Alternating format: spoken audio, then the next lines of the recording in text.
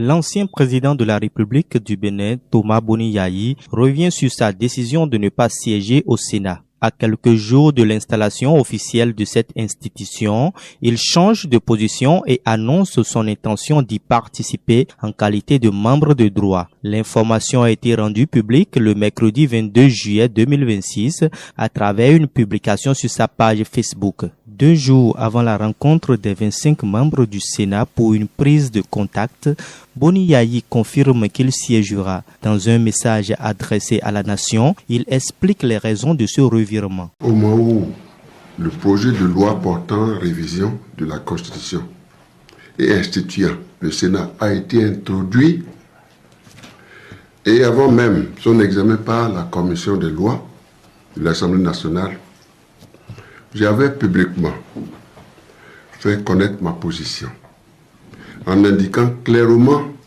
que je n'envisageais pas de siéger au sein de cette institution pour les raisons que j'avais alors exposées. La loi a été votée et promulguée. Depuis lors, le contexte national a considérablement évolué et beaucoup d'eau a coulé sous les ponts.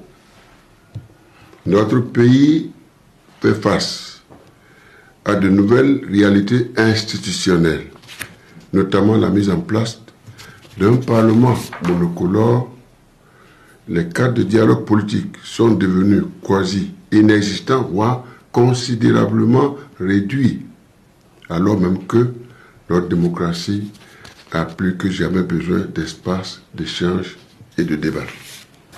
Chers compatriotes, je partage les préoccupations du peuple quant à la nécessaire décrispation de la vie politique, à travers la prise en compte des priorités qui ont toujours été les miennes, à savoir le respect des droits de l'homme et des libertés fondamentales, incompatibles avec l'existence de prisonniers et d'exilés politiques, le renforcement des capacités et des acquis de l'unité nationale, la sécurité, la défense du territoire, le dialogue, la démocratie et la paix.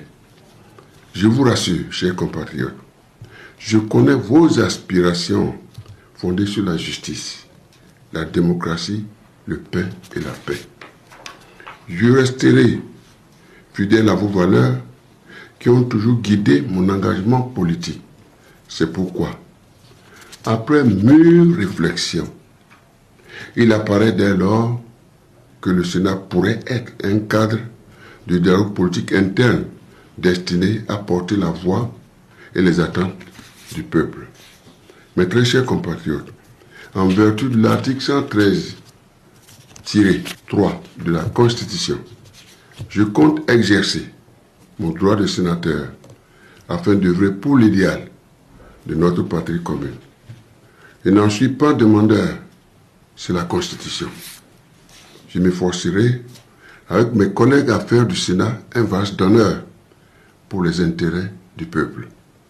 Continuons de prier pour notre pays et d'œuvrer pour la paix, la justice, la sécurité et la démocratie.